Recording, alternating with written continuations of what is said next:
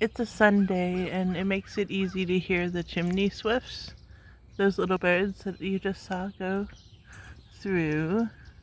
There's it is. They kind of swoop in kind of like figure eights. And they catch little insects. They come all the way from Peru, all the way from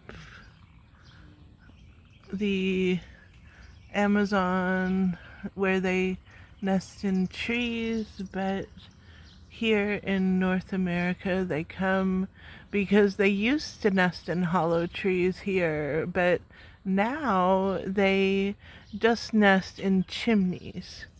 So, well, when they're passing along on their migratory routes, they nest in chimneys. So, they keep going in front of the view.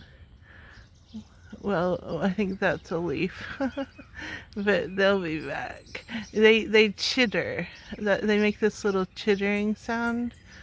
Um, let's see here. I think they're amazing birds to watch. Like, it's so neat to see birds exiting a chimney.